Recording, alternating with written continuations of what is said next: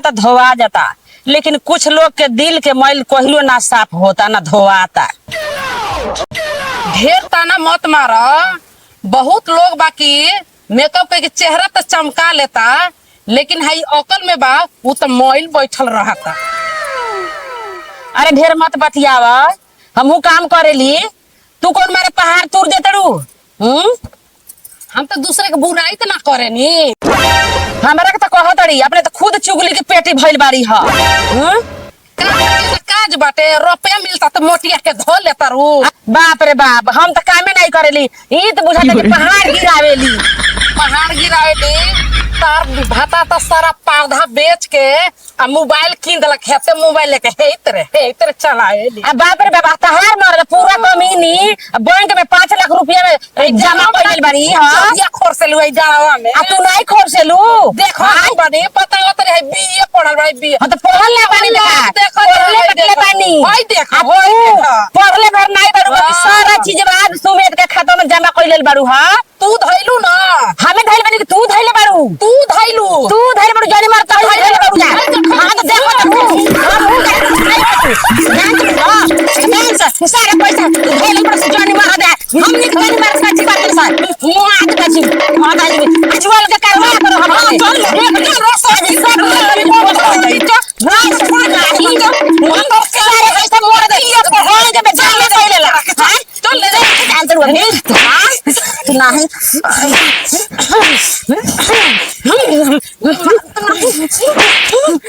पैसा धइले बात जानी मार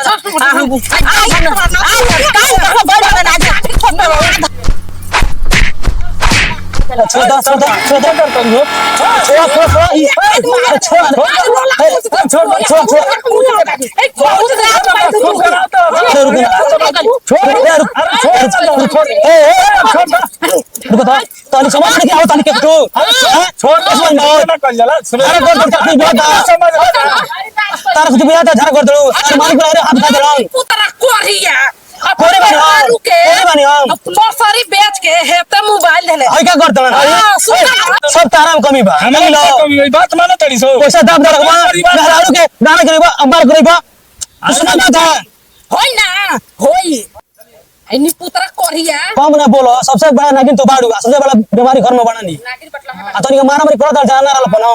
हम का करता नहीं तो माने वाला घर में दूसरा बड़ा मारे तो होती है, हमें हरारू लड़ती है तो औरत माने वाला भी है वो तो छोटा घर में बड़ा मारे होती है तबे हुदा ते बटले बड़े तो औरत तोरा मान में भी है तार माने बिया हमार मन पे नहीं है इनकर माने बिया नागिन से मारे भी इनकर माने बिया। अरे होई देखो अपना मेहरारू की किल्ले बड़े मोबाइल टच है तेरे चला के 5 लाख के गाना लेकिन हम दे दलाल चोरवा के 5 लाख के गाना सकले बड़ा तू झूठा कर दबा नंबर देख ले मछी हो के देखला बड़ी तू घर में रखल मेरा नागिन और बात चोर बात नंबर हम ना की नंबर बनी हां अरे आज का चलता क्या हुआ डेरात नहीं खा हां डेरात नहीं तू खाली नहीं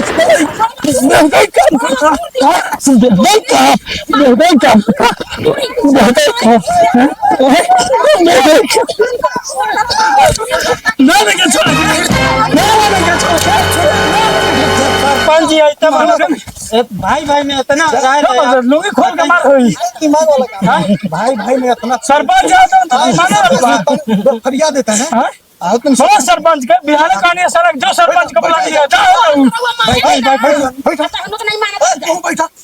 हमका जोर बियाह करने हरारू जो भाई तुम मत ना समझ बैठा ना घर में हरारू सरपंच साहब होते बड़ा बड़ा सरपंच ऐसे बना होता बड़ी बात कही आइए का सुरेश क्या होता है अरे मार के ना गिंदा नहीं 5 लाख रुपया दाब रखले बरसी मरते मेहरारू और हमारे झारा करते का मेहरारू इतना बेहुदा बा जनी सरपंच साहब एकर मेहरारू एकरा के इतना भर भर के झगड़ा करावला बिया के नागिनो से बढ़ के भी जाई जनी इतना ही बेहुदा बाटे है कपड़ा देखत नहीं सरपंच साहब सब साला पटका पटकी क के फाड़ देल आज ले बोल भाई के हाथ में उठा रहल है कपड़ा फाड़ देल शांत हो जा घर में रह के मार करले घर में रह के अच्छा ठीक बात है पंचायती करे के बा ना सरपंच साहब समझत नहीं की पंचायती बंटवारा देखी जहिया बाबूजी मरनी हमके जिम्मेवारी दे के गई ई बात के छोट भाई बा एकरा के खूब प्रेम से देखिए भलिया एकरा पैसा के नशा लाग गइल बा एकर मेहरारू ताकि पैसा के नशा धरा देल बिया ई हमरा से कहत पैसा दिखाओ एकरा तो चल के हम देख ली भाई कपड़ा देखत नहीं फाड़ फूर के सब मार गइल ना साला कितना ही बेहुदा आदमी बा चलो 80 पैसा लगा अरे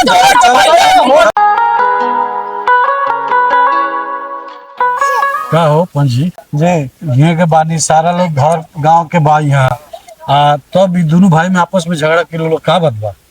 देखी सरपंच साहब, रमेश सुरेश दोनों भाई में बहुत प्रेम रहला। अच्छा ये दोनों भाई के मिसाल गांव में दहल जाता कि दोनों भाई कितना प्रेम से रहता लोग और कितना आगे बढ़ता तो ई खेत के पैसा के झगड़ा बा कि रोटी के गोला के झगड़ा? ई रोटी के गोलाई के झगड़ा नहीं कही सब जोर बा पैसा के। का हो रमेश भाई तो दोनों भाई आपस में यही तरह लड़वा जा मेहरारू के चलते यही तरह लड़वा जा तनिके मेहरारू चलते लड़ाई नहीं चाहिए, पैसा दाब दाब खाता में रखी है, बताइए कहाँ तक सही बटे। मेहरारू गहना बना बना रखा थोड़ा। सरपंच साहब गलत बोलता हम रुपया बचावतनी के दोनों भाई के कामे आई। ई खुदे काम चोर बा, कौनो काम धंधा नहीं के कर। सरपंच जी ई जनी मरद हमनी के नौकर और नौकरानी बना लेले बा। हई देखी हई रोटी बेलत बेलत हई पूरा हाथ में ठेला पड़ गइल बा। हाँ तार तो पिछले बार रोटी नेपाल का नक्शा ऐसा हो गया है। हाँ सरपंच साहब, पिछली बार देखले रहनी इनके रोटी एशिया के नक्शा लेखा भइल। चुप रहो लोग कि पंचायत नक्शा बनाओ खतरा निखे रखल गई। अब पंच फैसला करिए कर। अब ई झगड़ा हमरा समझ में आ गई कि तनी के दोनों भाई के झगड़ा जौन बा ना सब पैसा के झगड़ा बा। तो सबसे बढ़िया बा कि दोनों भाई के तनी के ज्वाइंट अकाउंट खुल जाई, दोनों भाई मिल के पैसा निकलिया जा और दोनों भाई मिल के खेती करिया जा। समझ गए ना? आ रह गए तनी के दोनों दियादिन के प्रतियोगिता कराओ तनी, जेकर रोटी गोल होई वो घर के मालकिन होई। ठीक बा ना? हाँ ठीक बा। जा लेके आओ बेलना चौकी। इतना हे भगवान इतना ही चुगलई कैली, लेकिन पंचायत में आ गई सरपंच बुझाता ओकने को आपस में मिला दिखा। चलत नहीं हमू पंचायती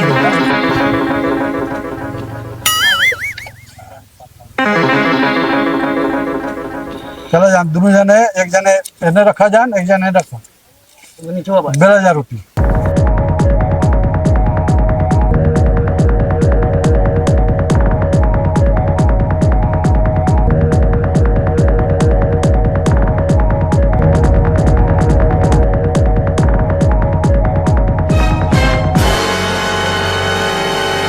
देखी सरपंच साहब केकर रोटी गोल भइल बा। सरपंच साहब केकर रोटी गोल बा। ठीक रहनी।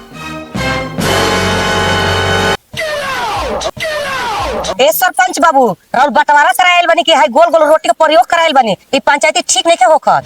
अच्छा तो अब समझ में आई इस सारा झगड़ा के फसाद तू ही बाड़ू। पूरा गांव में ये एगो घर बच्चा रहा यहू के तू ना बकसलू, बुझा गई सब झगड़ा के जड़ तू ही बाड़ू चाची। हम का झाड़ा का गोर रहो हमरा में सब करतनी। हम सरपंच बनी गांव के, हम सब जानता नहीं। ठीक बा सरपंच, जब हमरी सब करें त हम चलतनी घर हम ना रह। चाची सुना सुना सुना सुना ना,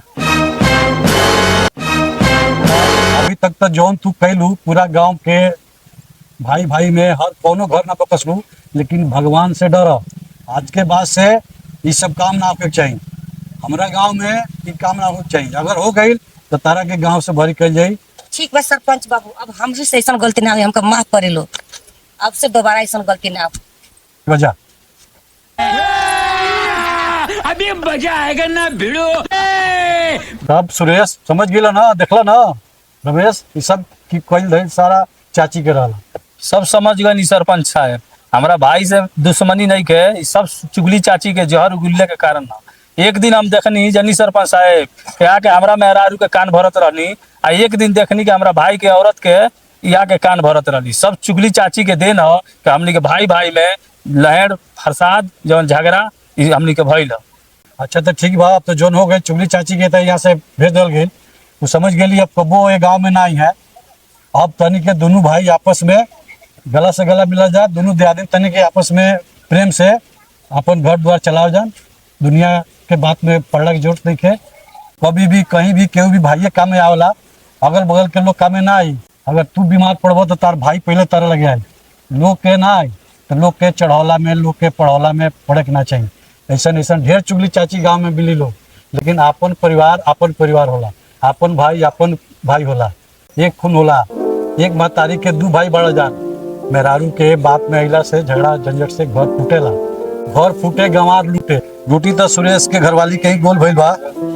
तो सुनो, आज से घर के मालकिन तू रहबू आ तू तारा मन में जौन द्वेष भाव खत्म कर। दोनों तनी के दिया दिन बहन के तरह रह जा। चलो आप तनी दोनों भाई गला में मिला जा, एक दूसरे तू माफी मांगा, छोट बड़ा बड़ भाई से हमेशा चलो मिला जा। भैया हमके माफ करो, आज हमारा बुझा गए कि भाई से बढ़ के क्यों ना होला। हम चोरी चाची के चक्कर में पड़ गए, बात में पड़ गए, तो तरह से हमारा विवाद हो गया। चला जा, तनी के दोनों दिया दिन भी आपस में मिला जा। गोड़ लागते नहीं दीदी, हमके माफ करी। अब छोटको गले मिल ला, बहन बहन गले मिल के रहल जी। अब हमारा से गलती हो गई दीदी, चुगली चाची के बात में आ गई नहीं। अब से हम केकरो बात में ना आई। अच्छा छोटको हमको माफ कर दिया, हम चुगली चाची के बहकाव में आ गए। अब से केकरो बहकाव में नहीं आयल जी, आ दोनों बहन हमने मिल के रहल जी। चला अब से झगड़ा ना कर। रमेश चलो पहले खानी प्रेम से रहल जाई दोनों भाई। ठीक बा, ठीक ठीक है चलो घर चलो। अब ठीक बा, सरपंच साहब हमने माफ कर दी बा। ठीक बा।